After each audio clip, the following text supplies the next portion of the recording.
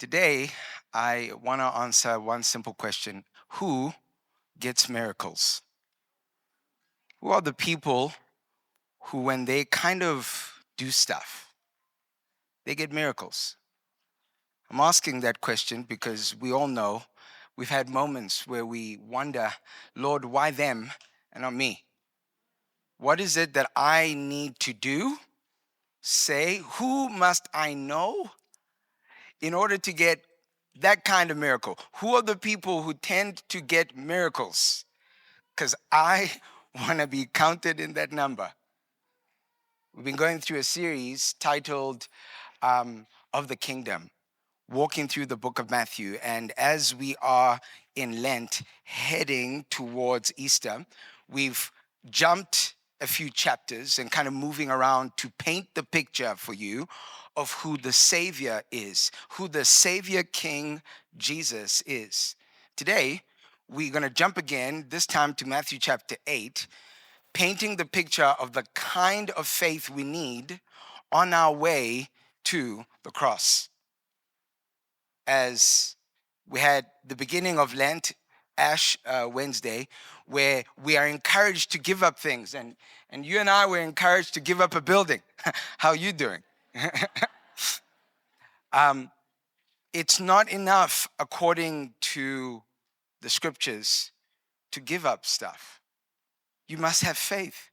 And so Lent is only possible not only when we give up things, but when we give up things because of something or someone we see. So if you have your Bibles, Matthew chapter 8, verse 5 to 13. When he, speaking of Jesus, entered Capernaum, a centurion came to him, pleading with him, Lord, my servant is lying at home, paralyzed in terrible agony. He said to him, am I to come and heal him? Lord, the centurion replied, I am not worthy to have you come under my roof, but just say the word, and my servant will be healed. For I too am a man under authority, having soldiers under my command. I say to the one, go, and he goes. I say to another, come, and he comes. And to my servant, do this, and he does it. Hearing this, Jesus was amazed and said to those following him, truly, I tell you, I have not found anyone in Israel with so great a faith. I tell you that many will come from east and west and share the banquet with Abraham and Isaac and Jacob in the kingdom of heaven. But the sons of the kingdom will be thrown into the outer darkness where there will be weeping and gnashing of teeth. Then Jesus told the centurion, go as you have believed. Let it be done for you. And his servant was healed at that very moment. This is the word of the Lord. All right. We have been speaking through this book of Matthew about how Matthew is writing to a particular audience. He's writing to Jewish people with the aim of utilizing stories about Jesus, teachings of Jesus, actions of Jesus to help the Jewish people know that this is the Messiah.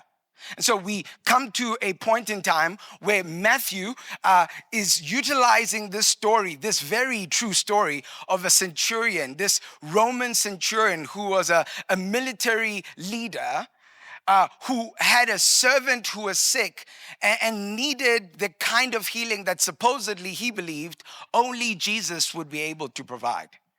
And so he tells the story from a particular angle. He tells the story as if the centurion himself went to Jesus. But when you read in Luke, you see that the actual breakdown of the story is that the centurion used his influence to get to Jesus. Matthew writes it as though all of this was happening through the centurion. And it's not a false point of the story. He's just utilizing his story to point out that the Gentiles need Christ, okay? But when you read Luke, you begin to have a breakdown of what exactly happened. So Luke chapter 7, 1 to 10. Here's what it says. When he had concluded speaking of Jesus, all the things he was saying, and the people were listening to him, he entered Capernaum.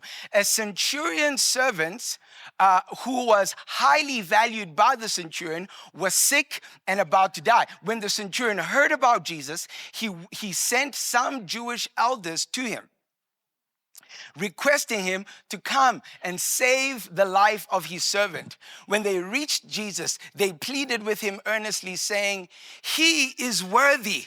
This centurion guy is worthy for you to grant him this request." Why?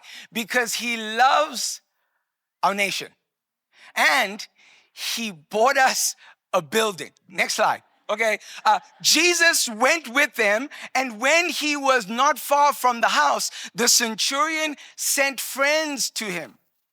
"Lord," here's what the friend said, "Lord, don't trouble yourself, since I am not worthy to have you come under my roof." They speak on behalf of the friend. "That is why I didn't even consider myself worthy to come to you. But say the word, my servant will be healed. For I too am a man placed under authority, having soldiers under my command. I say to the one, go, and they go. To another, come, and they come. And to my servant, do this, and he does it." Jesus heard this and was amazed at him and turned to the crowd following him, and he said, "I tell you, I have not found so great a faith even from my own people. I didn't find such a great faith even from the Israelites. I didn't find such a great faith even from church folk." When those who had been sent returned to the house, they found the servant in good health. All right. So, who gets them miracles? I should have titled it that. Who gets them miracles? Who, when they pray or they ask or they approach the throne of God, who gets miracles? And maybe I want to lay out the first suggestion here, that maybe it is the desperate people who get miracles. How about those? Think about it. What Luke 7 verse 2 says, that the centurion is desperate because their servant is about to die. Now, centurions who would normally be in charge of a collective of about 100 people, 100 soldiers. That's why they're called centurions. They've got 100 soldiers that they're in charge of. And normally, while they are functioning as this military leader for 20 years, they're not allowed to have a wife. They're not allowed to have children. And so, what it seems has happened here is that the centurion not only has a servant, but he's ended up having a servant who's become a friend. In fact, the word that is used is that the centurion highly valued the servant. In other words, he highly esteemed the servant. He didn't just love the servant, but he thought highly of the servant. And instead of like other centurions who would treat servants as tools, that when they grow old and they weary, they would discard them and get new tools. This one says, no. I want to keep my servant because they're not a tool to me. I esteem them highly. But here's what we realize is that not only is the servant sick, but it seems like the servant has been sick for a very long time, to the point that they believe that this servant is about to die. Is it desperate people who get miracles? You've probably heard sermons like that when people say, just be more desperate. Just be intense in your faith. If you are intense enough, if you are desperate enough, maybe you will get a miracle. But here's what I want to suggest. Desperation alone does not equal faith. Why do we know this? Exodus 14, we've got Israelites who are standing by the Red Sea, and they are desperate, but watch, they are desperate in their hearts to be rescued from the Red Sea, but their faith is leaning towards returning to Egypt. Them being desperate to pass the Red Sea did not part the Red Sea. In the midst of their desperation, they still longed for their own solution. You being desperate does not mean you're in faith. John 6, we've got crowds following Jesus. Why? They're following Jesus because he fed them. And we love to make kings of people who feed us. So they are seeking, but they're not seeking in faith. They're seeking in desperation to fill a need. They don't really care who Jesus is. They care about what Jesus does. They are desperate to be fed. They're not in faith. So desperation without directional faith is simply suffering without submission. Think about it for a moment. And actually, I'm going to try and move a little bit quickly in this sermon so we can have time for questions and answers and disagreements. Let's see, it feels like Every Nation Bryanston. Think about it. Desperation without directional faith is simply suffering without submission. To actually forsake the ability to, in my suffering, trust. So, here's a key one in this. You can need Jesus and yet not trust Jesus. Guys, I promise you now, I need him. But the fact that you need him says nothing about the fact that you trust him. Just think about it. I'm not trying to rush today. Think about the things you need Jesus to do. And then think about whether your trust is more about need than it is about a person. Just ponder. You see, the issue is not desperation itself. The issue is when our desperation is without recognition of Christ's authority.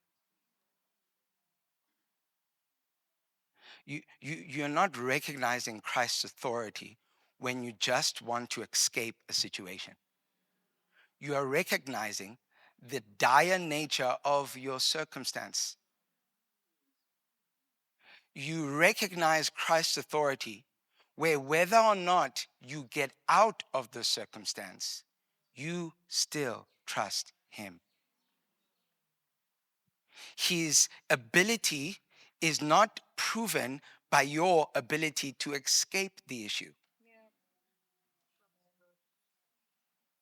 We trust him.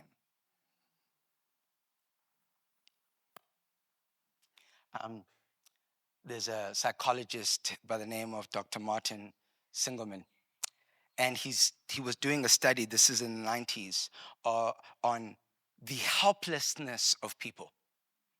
And here's what he said. He said in his study, it demonstrates that when people experience prolonged suffering without perceived agency, when people experience prolonged suffering without without having a sense of my will can do something.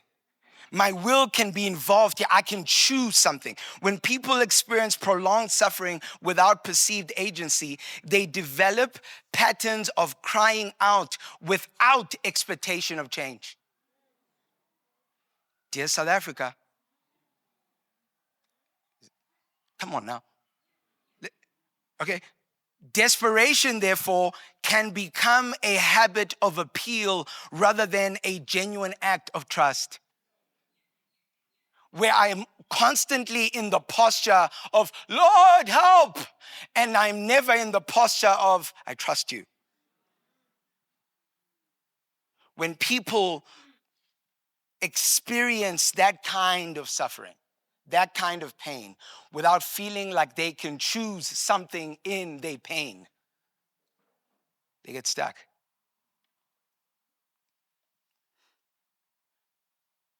Who gets miracles? Is it desperate people? No. But maybe it's good people. Maybe the kind of people who get miracles are deserving people. Watch Luke chapter 7. The centurion decides he's going to send Jewish elders, okay? And these Jewish elders go to Jesus, and I love what they say. And here's what they say to Jesus. Listen, today, we're not going to argue with you about this whole thing of you being the Son of God and stuff. We're not going to fight with you about this whole Messiah thing, even though deep down inside, we're going to kill you. But listen, we need you to do us a favor. We have a Roman centurion who, with all the power he has, with all the access he has, all the favor he has, all the ability he has, cannot heal his servant. He loves his servant. And so he's asked us quietly to come to you. And so here's the favor we need. We need you to grant him this request. Why? Because he loves what we love and he's given us what we want. He's our benefactor. When we wanted a building, he said, I've got the money. This could be you now. We can bring you to the Lord and be like, please give a miracle to this child.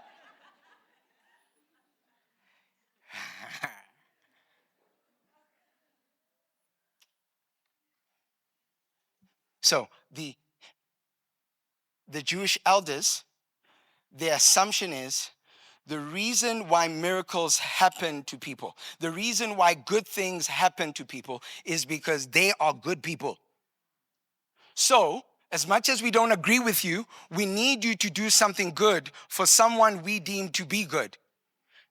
So do it. It must be good people. You see, this is exactly why we have weird theology that says only pastors get miracles. It's like, oh, we need a financial breakthrough. But no. Because the Lord understands your desperate situation, dear pastor. By the way, those of you who are new here, I'm the pastor here. So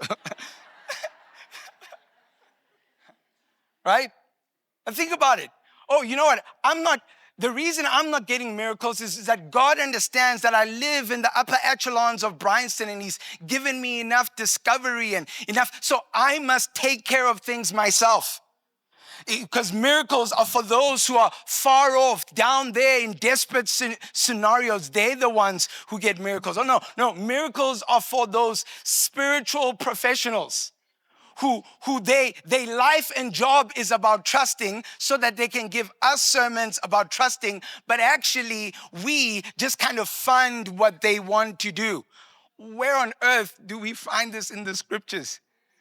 Oh my word. Why aren't we seeing that the miracle is happening to fishermen, not pastors? Why aren't we seeing that what's actually happening is that it's not the deserving who are getting miracles?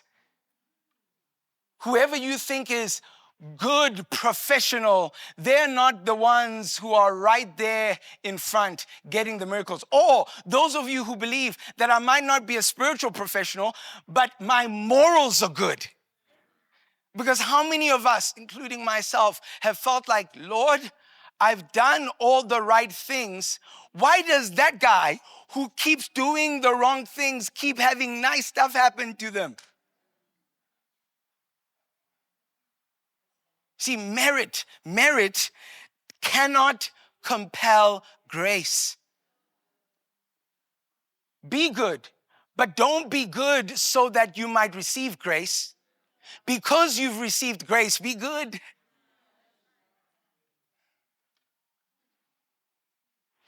Here's some people who seemingly did good things, but they were still rejected. Cain does a good thing, but because his motive is wrong, he's rejected. Watch. He's rejected because of his motive, but he thinks that his good thing is enough. Saul, instead of obeying Jesus, instead of obeying God, Saul chooses a ritual. he's thinking in his mind he can disobey and then cover the disobedience by ritual, by doing what he believes is acceptable to God. And God's response to him through the prophet is obedience is better than sacrifice. The Pharisees, we're told in Luke, they have this tendency of standing out in the corner and praying aloud. Lord, but they're doing it in a strategic place where people can see them. Lord, I am a good man.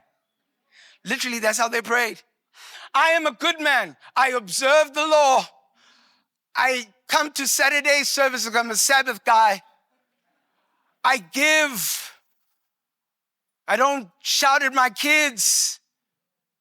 What are they doing? They're using resume to get their prayers answered. In fact, I love what N.T. Wright says about this. He says, the Pharisee uses prayer as a mirror, not a window. Listen to me. He looks at himself and calls it worship. The Pharisee doesn't understand that faith is looking through the window, being able to see on the other side, instead of faith being a mirror that's looking towards your own deeds to determine, I must be worthy.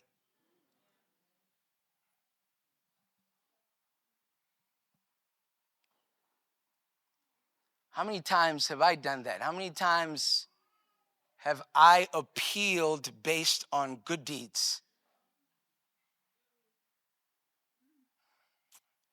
So here's the thing. The issue then is not about moral merit. The issue is about a false covenant security. What do I mean?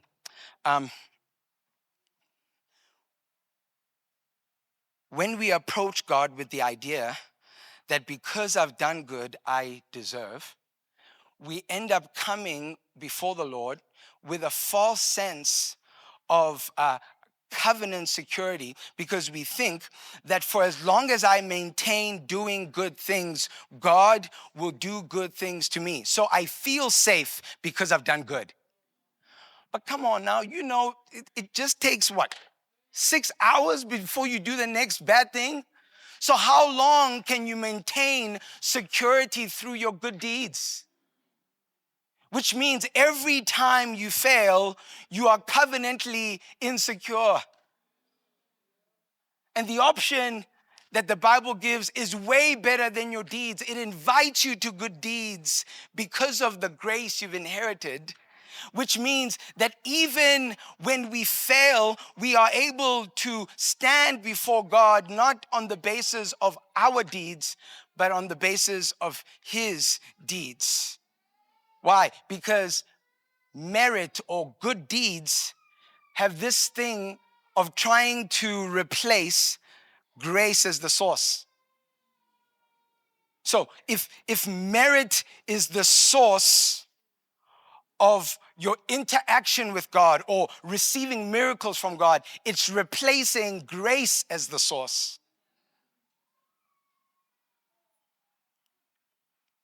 So who gets the miracles? Is it the desperate? Can't be. Is it the deserving? Definitely can't be. Maybe it's the despised. Maybe it's the people who view themselves as victims. Maybe it's the people who are victims. Maybe they're the ones, right? They're the ones who get the miracles, because we see so many times in the scriptures, in the Old Testament and New Testament, how God fights for those who have their backs most against the wall. It must be those who are victims. It must be those who are despised by their culture who end up getting miracles.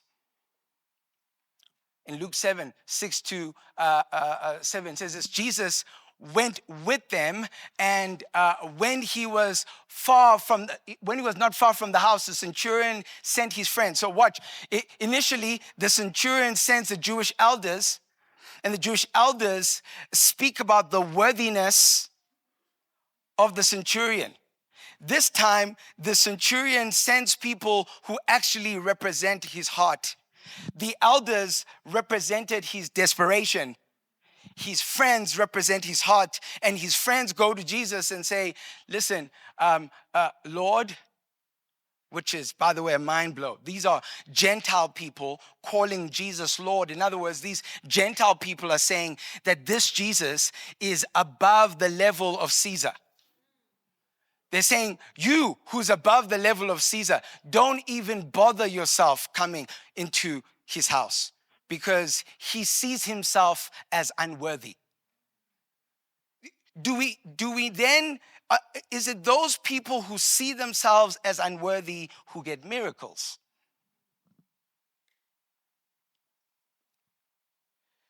Here's what I want to suggest. Your profound self-awareness of how sinful you are, your profound humility of realizing how far you are from the standard of God, still alone does not equal faith. It doesn't. Let me tell you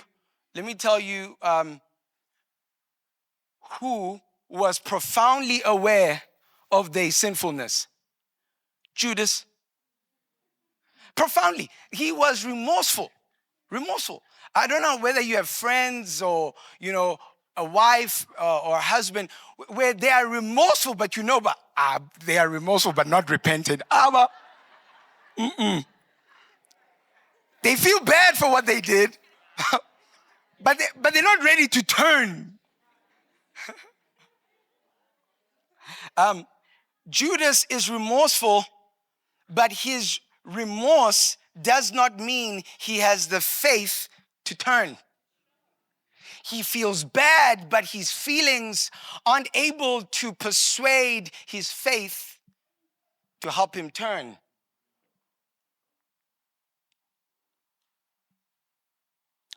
St. Augustine put it this way. I really love this quote. He said, "It is not enough to know oneself unworthy. One must know Christ is sufficient." It's not enough. It's not enough to dive into the pool of self-pity and quietly hold God ransom to fix the issue and think that is faith. The centurion doesn't stop at, I am unworthy. He follows it up. You see, the floor for the centurion is, I am unworthy, but the ceiling is, just say the word. You must know that Christ is sufficient. It's not enough to just know that you are unworthy. Therefore, the issue is not humility. We understand that grace comes to the humble, doesn't it? The issue is humility that's detached from trust. So, who gets miracles? It's clearly not the desperate. It's clearly not the deserving. It's clearly not those who are despised or despise themselves. Here's what I want to suggest. The people who get miracles are the ones who apply common sense toward who God is. Just sit on it. We love to complicate faith. No. Faith is applying simple common sense to who God says he is. Who does God say he is, and what does God say he will do? Let me apply the simplicity of common sense. That is faith. Okay, I understand you don't believe me. Let's just go ahead and read the scriptures. Luke 7. But say the word, and my servant will be healed. Watch. For I too am a man placed under authority. Watch. Here's what he says. He's not saying, I understand the work you're doing because I too am a man in authority. I'm a man under authority. In other words, I understand the power of delegated authority. I get it. All my life has been about leading soldiers, commanding soldiers. It's not that I am in authority, it's because the authority I have has been delegated to me. I understand the power of delegated authority. What's he talking about? He's saying that when I speak, Rome speaks. If they refuse to come when I tell them to come, to go when I tell them to go, it's Rome they disobey. I understand the power of delegated authority to a measly human being. Continues. Having soldiers under my command, I say to the one, go and they go, come and they come, and to the servant, do this and do that. Okay, so here's what he's saying. When I observe and I hear stories about this Jesus, what I seem to understand is this. He also has a kingdom he's representing. And when he speaks, servants go. When he says stuff, I might not be able to see them servants, but supposedly whenever he speaks the word, servants go, soldiers go on his behalf and do what he is telling them to do. Please notice, he's just using the simplicity of common sense. And he's going, okay, 1 + 1 = 2. And Jesus goes, the faith this guy has. No, think about it. That's all he's doing. He's going, okay, I think this is simple. You don't need to come to my house because I don't need to be in someone's house to command them. All I need to do, I need to say the word. And because of Rome, they respect the word. And even if I say the word from here, that person over there, will have to obey the word that was said over here. And the only thing that they need to do is hear the word. And if they hear the word, they will obey. And so this Jesus has delegated authority, and he doesn't need to come into my home. He doesn't need to explain. He doesn't need to take the temperature of my servant. Okay, please now go to a hospital, some of you. You know what I mean? Sometimes people just take this all the way to go to a hospital. Some of you need to get your temperature checked and stuff like that. See, listen, he's saying, I don't need to, he doesn't need to, Jesus doesn't need to step into my home. Wherever he is, because of the kingdom he belongs to, he just needs to say the word. What an indictment on the elders he sent. I understand that you can't do this. Go and speak to the one who can. You're even struggling to believe him, but speak to the one who can.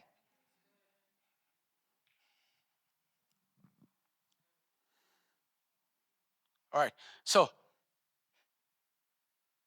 Jesus hears his reasoning, and Jesus marvels, turns around, looks at the Jewish people, and goes, I've never seen faith like this. Like, you guys know the Old Testament. You guys know the first 5 books of the Bible. You know the Torah backwards and in and out. But I haven't even heard faith like this come from you. This guy doesn't know any of those things. And he reasoned through common sense. And oh my, what great faith. So, guys, emotional intensity is not faith. Like, I know now I'm speaking to charismatics. And I love emotional intensity. My whole family is a picture of ungodly emotional intensity. I'm not talking about my kids and my wife. I'm talking about like, oh no, where I come from, where I was raised, just a mess. That's not faith. moral performance is not faith. Feeling it, earning it is not faith. Okay, self-condemnation, that the level of how bad you feel about yourself isn't faith. It's like we know we want God to give us breakthrough, but the way we approach him is, I know. Now, I would have never understood this except being married. Because I know the amount of times I go, no, I don't need that. I know the amount of times I've heard her go, no, I'm fine. You don't have to wash the dishes. And I know that means if you don't wash the dishes, I'm just going to, right? In the same way we approach the Lord. Because sometimes it's way too hard to have faith again. It feels easier to just go, I know I don't deserve it. But quietly what we mean is, Lord, please do this, please, just please. Why? Because a part of us wants to save ourselves from being disappointed again. So if I remain in a place of pity, I can quietly hold him to do something. But if he doesn't, at the very least, I don't have to step too far emotionally from where I am. I didn't expect too much to be disappointed much by him. So faith is not the volume of your cry, but the vision of your Christ. Think about it. I'm not trying to be nice. I'm not trying to quote, do a nice alliteration. This is true now. Faith is not merit, it's reliance. Faith is not self-rejection, it's Christ confidence.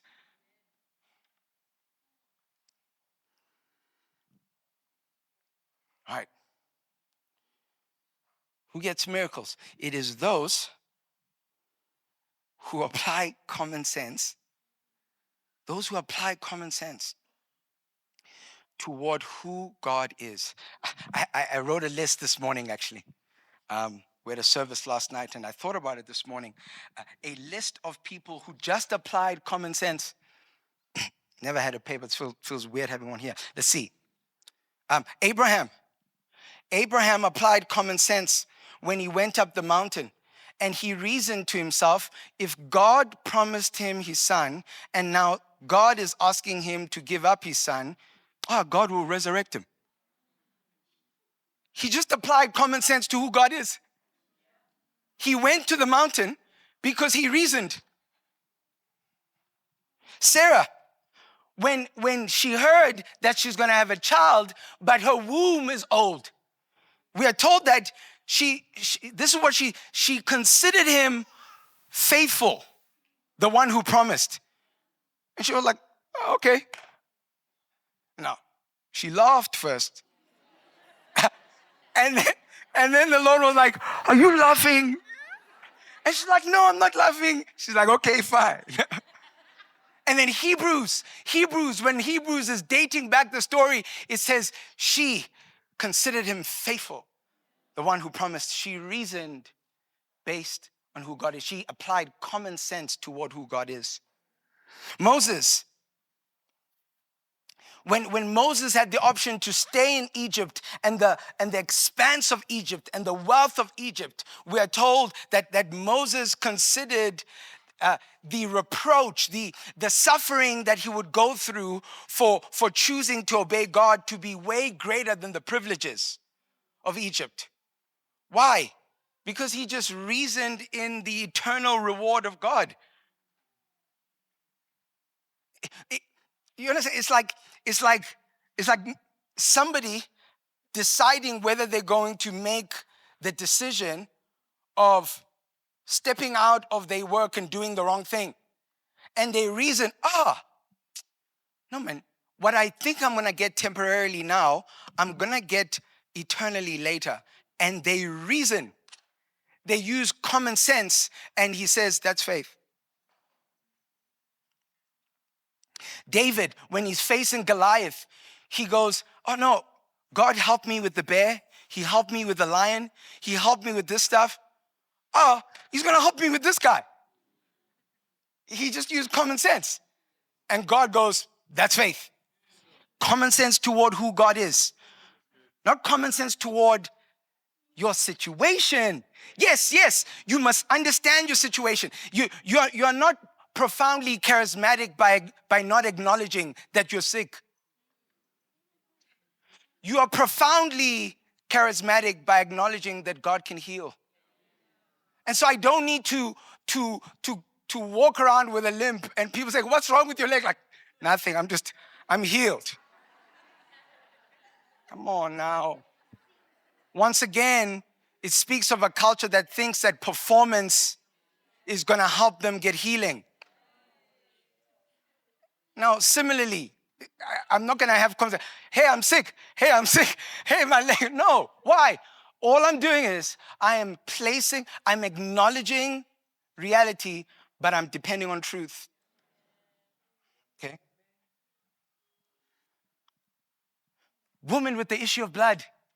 Yeah, here's how she reasons. She goes, if I just touch his garment, she's using common sense. She's heard about this Jesus who's out here healing people. And all she thinks is, if he's healing everybody, all I need to do is just touch and share. And that's faith? Common sense. Oh, so many more I could give you. There's a Canaanite woman who's by the table and she's realizing that the table is full. Jesus has set up a table and everybody's eating. And she reasons that, I know Jesus. If I just ask, he'll give me. So she asks and Jesus responds and then she says, no, even dog eat crumbs. She's using common sense to make a request. Peter uses common sense in the boat and he goes, if that's God, if that's Jesus out there in the water, I know that if he tells me to come, I'll be able to walk on this thing. If you tell me to come, I promise you I'll come. You can come. He used common sense, faith. All right. So I think here's an important question. What about those who pray and use common sense and the parent still dies? The relationship still ends. Your body's still not healed. The things you're trusting for, they still don't happen. It's hard to talk about the sermon without acknowledging that. Now,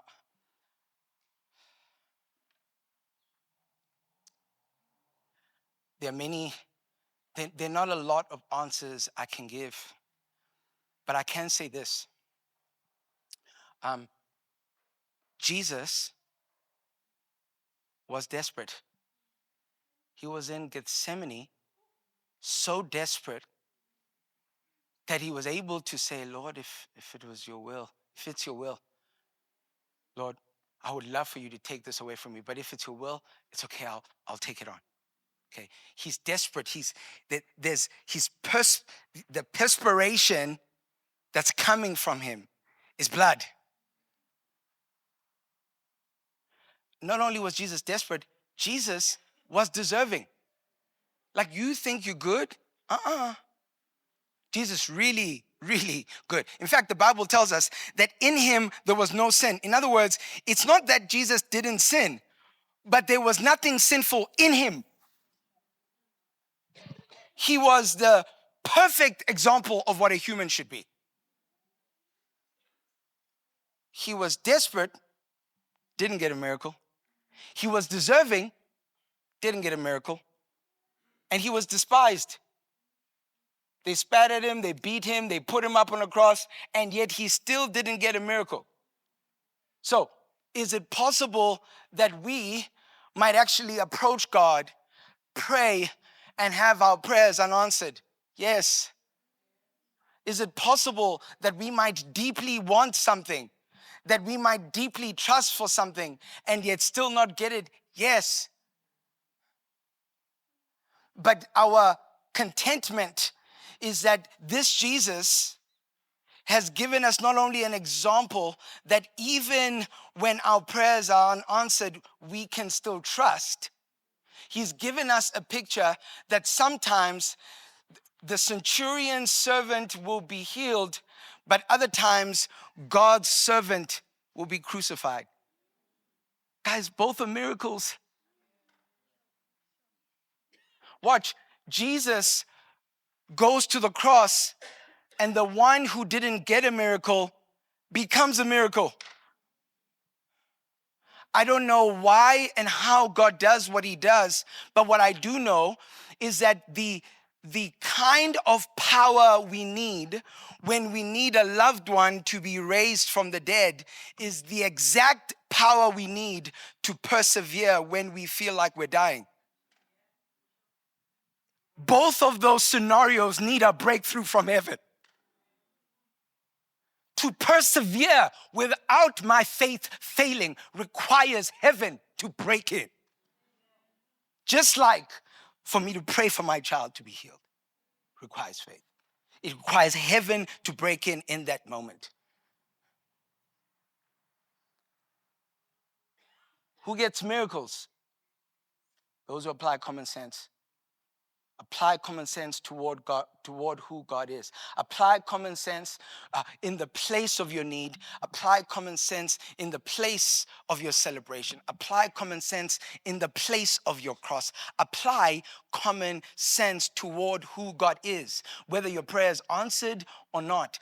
It's unfortunate that sometimes both answered prayer and answered prayer can limit us from applying common sense to who God is. Because my prayer has been answered, I now can take a back seat.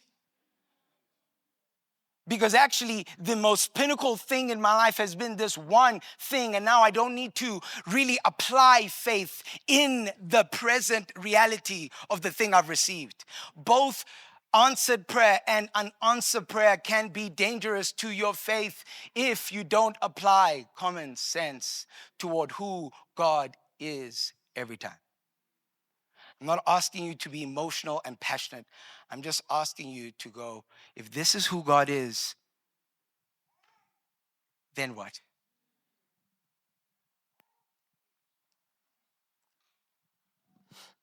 Fleming Rutland says this about the cross. He says, the cross is not God's endorsement of suffering. It is God's invasion of suffering, absorbing it, transforming it, and defeating it from the inside. That there's something, even when we are suffering, that we actually can see the reality of God in that suffering. We can see the power of God in that suffering. Why? Because of the cross and what happened on the cross. The next 5, 6, 7 minutes, I want to open it up for Q&A, and then we'll take communion together. As you're thinking, as you're reflecting, maybe it's questions about what we've just preached about, or disagreement based on what I just said. If you have questions, it's a good time. Is it then true to say that applying common sense and submitting to God's will for the bigger picture that we don't understand then leads to miracles, because the servant was not really part of his own healing? Convicting thought that we tend to think about miracles for ourselves. The centurion asked for a miracle for a servant? Like, it's not a family member, like a servant, right? But to dig a little bit more into what you were talking about, it's not just applying common sense, it's applying common sense toward who God is. And you're right, submitting to this bigger picture of God. So here's one thing I want to propose to you. I think sometimes, because of the way we generally think about our lives in the world, we don't view our current obedience as a generational thing. And so when we look at our purpose and God says, whatever, you called to the marketplace, we're seeing it within the span of 70 years. But the problem with that way of thinking, not only is it super kind of European, where I believe Africans have got this right is that and Asians, is that they believe in profound connectedness. That your disobedience today has an impact a generation from now. My obedience today has an impact generations from now. So when you're viewing your purpose from the vantage point of 50 years, you might be missing the point. And the last person who didn't care about God's generational reality was a guy called Hezekiah, who allowed foreigners to come in and view his palace. And then the Lord said, hey, you, in the same way that you allowed people to come waltz in. You know, what's that show? Used to be on MTV, Cribs. Is it called Cribs? When they go to like famous houses. Yeah, Cribs. You know, the person goes there, they've got this beautiful mansion, and then they open it up. Hello, you know, and the person walks in with a camera and they view the whole place. Oh, it's beautiful. God says, all right, listen, because you did this, because you allowed people to come in and view all the secret treasures of my kingdom, I'm going to allow people to come in and wipe out all the treasures of Israel. And then here's Hezekiah. Hezekiah says, at least there will be enough wealth for my generation.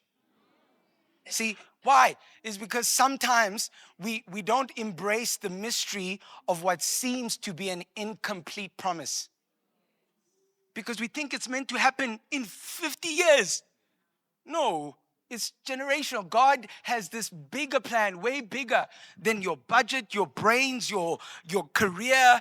It's connected. You're here because of a connection that preceded you. And so I think that's important. That ended up being a preach, not an answer. Great question.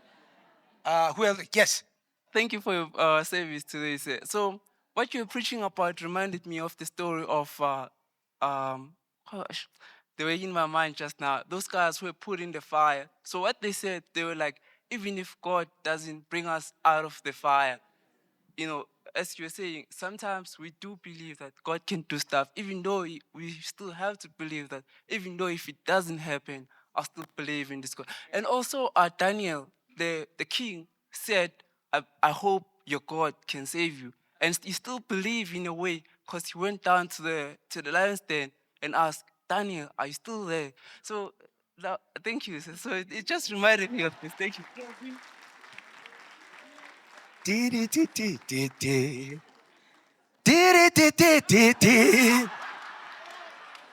Now, wait. Some of you might not know, in the 90s, there was a South African sitcom called Velapi, and that was the jingle.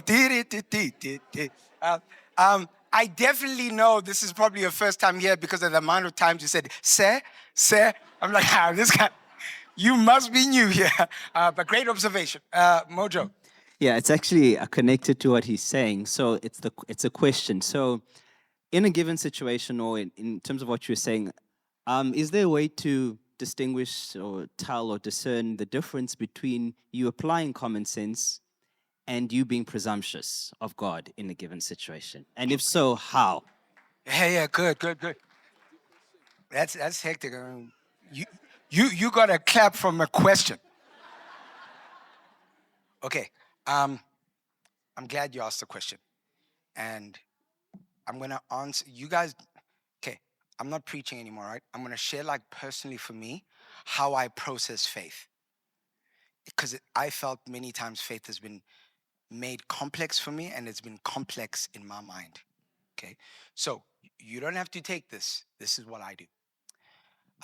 The way I see faith in my life is three things must be aligning: see, say, do. Okay, so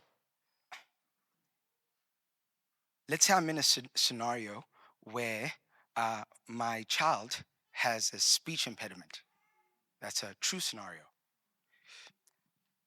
To be honest with you, the level of my anxiety is so high that it's easy for me to begin to presume what God wants to do because of how desperate I want him to do it. Okay? Because I can't see anything else right now but my child being okay. Okay?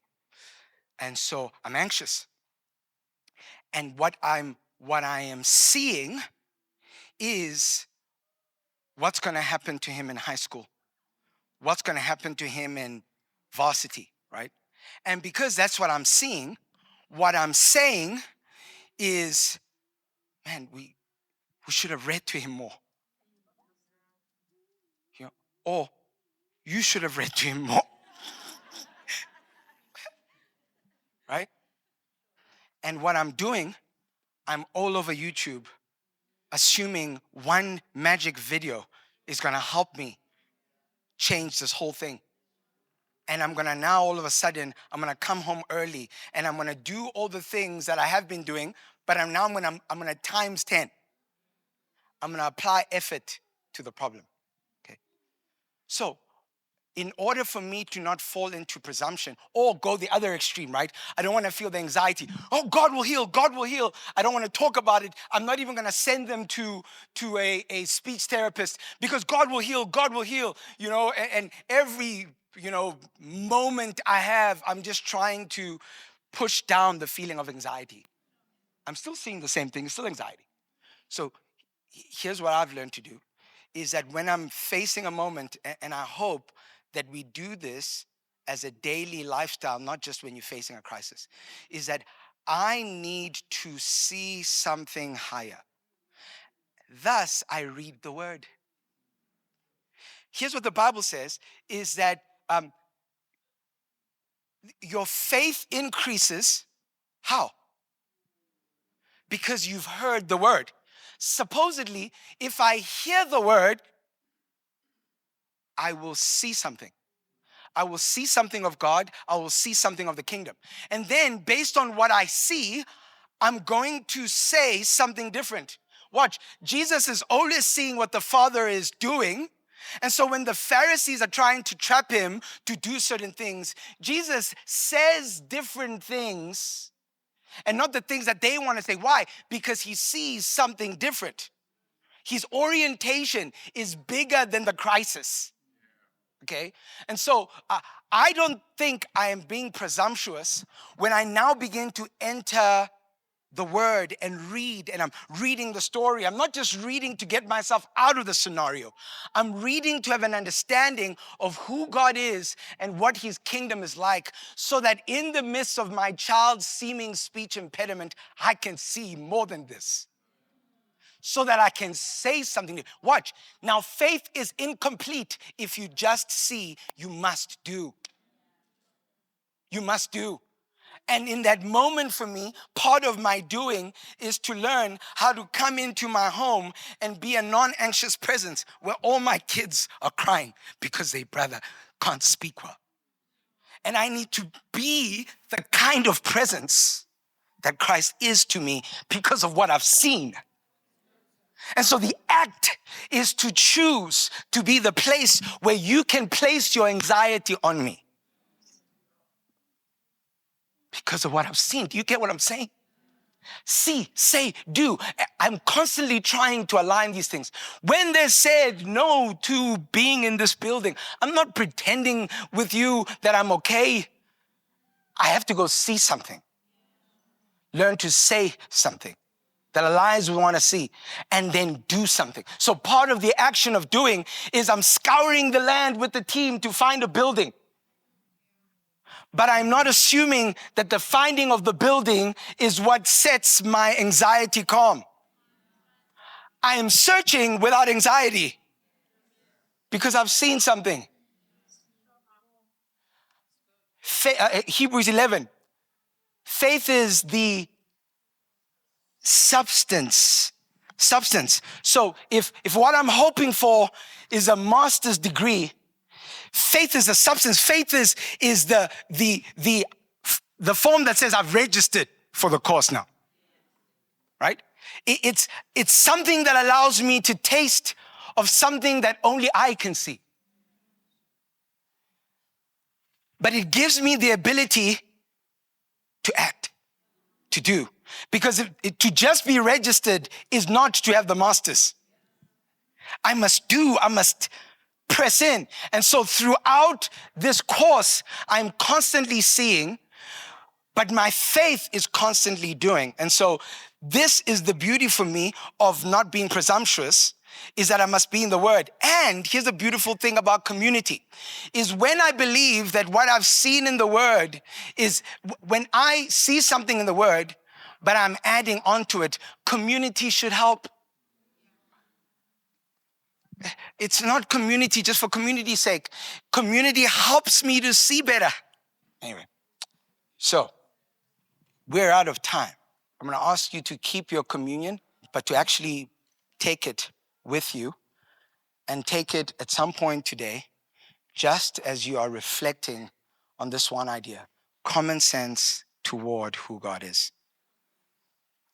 Just spend, all I'm asking for, 10 minutes sometime today, where you can sit down and think about what Christ has done and what that means for your life. Apply common sense to the cross and the resurrection. And take communion. May the Lord bless you and keep you. May the Lord cause his face to shine upon you and be gracious unto you. May the Lord lift up his countenance upon you, give you peace now and forever. Amen and amen. Love you guys. See you next week, Sunday.